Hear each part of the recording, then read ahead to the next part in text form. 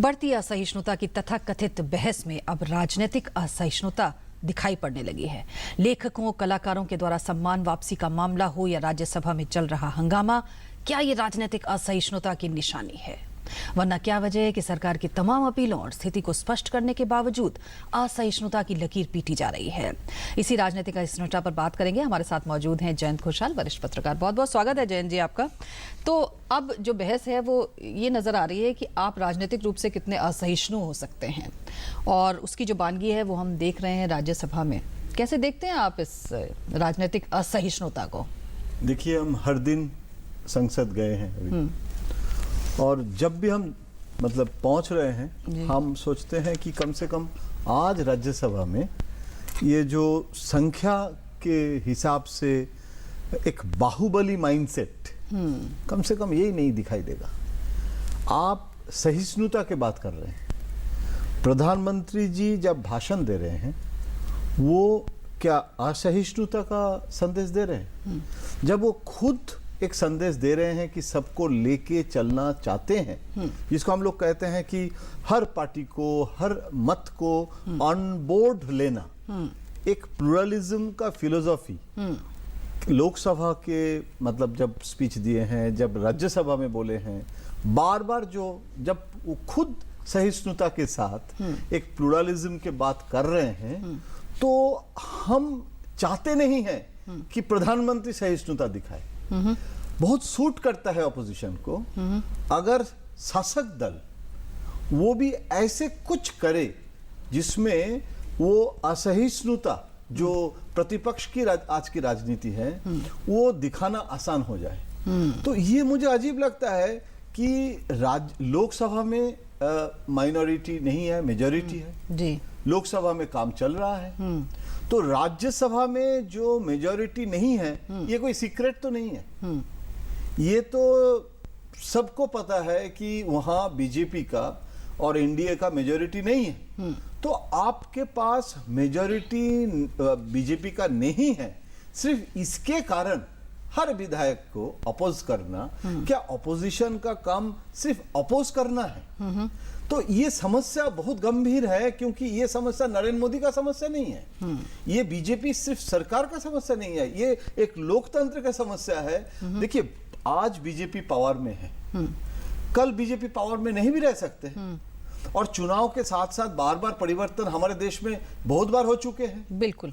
तो हम central hall में जब गपशप कर रहे थे उस समय भी हम सबको यही कह रहे थे कि आप लोग जो कर रहे हैं, अगर मान लीजिए फ्यूचर में आप रूलिंग पार्टी होंगे और जब आप बिल ले आएंगे और ऑपोजिशन उस समय अगर भाजपा रहे तो आपको क्या अच्छा लगेगा? तो क्या इसमें एक कॉन्सेंसस अगर आज इवॉल्व हो जाए, तो उसमें तो कोई एक कांग्रेस लीडर मुझे बताया कि भाजपा जब ऑपोजिशन में था तो भाजपा जी ने तो ये किया है, हमको अपोज किया है, तो इसीलिए हमें करना है। तो मैंने कहा कि इसका मतलब है कि आपको सिर्फ अपोज करने का राजनीति है, आप मेरिट में डिबेट नहीं कर रहे हैं। आपका बीजेपी उस समय, और उस समय मैंने कहा कि उस समय तो नरेंद्र मोदी ही नहीं था, वो तो गुजरात में थे।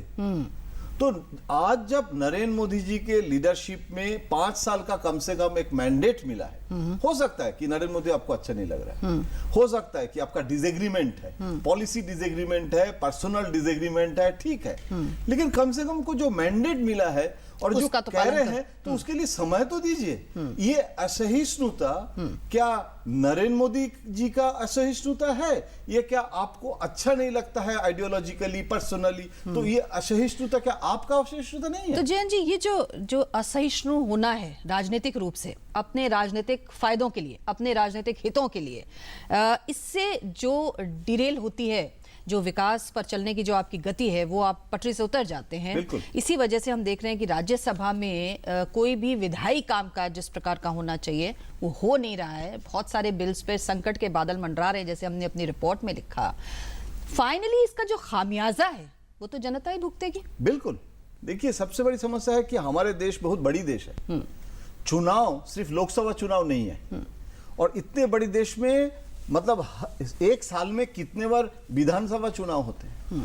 तो अगर आप संसद के जो क्षेत्र भूमि है, जो मतलब संसद के जो जगह है, वो भी अगर एक आप रैली के जगह कर देंगे, अगर वो जगह आप स्टेट पॉलिटिक्स के लिए वो अखड़ा बनाएंगे, तो आपका तो पूरी साल हर सेशन में, अभी बिहार चुनाव हो गया तो चलिए अभी असम का चुनाव आ रहा है, तो अभी आपको लड़ाई दिखाना है, तो आप पब्लिक कंजम्पशन के लिए, और मुझे लगता है कभी कभी हम लोग आम जनता को भी डिसरेस्पेक्ट करते हैं और गलत समझते हैं। हम समझते हैं कि अगर सीरियस बातें करेंगे तो शायद मीडिया का भी टीआरपी नहीं रहेगा और आम जनता का भी पास हम नहीं पहुंचेंगे। अगर हम ओएल में आ जाएंगे तो बहुत आसानी से खबर बनेगा और आम जनता हाथ ताली लगाएगा।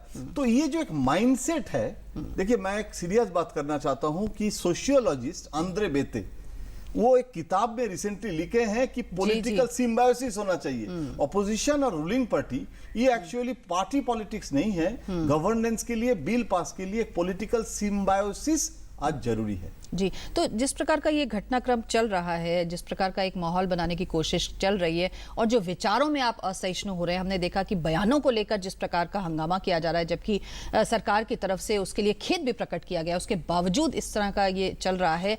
आपको क्या लगता है, क्या ये पार्लियामेंट का भविष्य जो है वो जाहिर है इन सब चीज़ों पर चलेगा, तो किस प्रकार से जो लटके हुए काम है वो पूरे होंगे? कितने आप आशावादी हैं भविष्य को लेकर? देखिए, फाइनेंशियल इंप्लीकेशन में मैं नहीं जा रहा हूं, बहुत चर्चा आपने भी दूरदर्शन में किए हैं कि हर दिन कितना खर्चा होता है पब्लिक मनी का। हाँ। वो चर्चा मैं नहीं करना चाहूंगा, लेकिन आप जो कह रहे हैं ना कि अगर इस स्थिति में जब सीरियसली एक कैबिनेट मिनिस्टर दुख प्रकट कर रहे हैं, पीयूष गोयल उनके लिए रिग्रेट कर रहे हैं, उसके बाद भी अगर इशू को ले जाए, एडजॉर्न करे, तो इसमें लगता है कि देयर इज ए डिजाइन।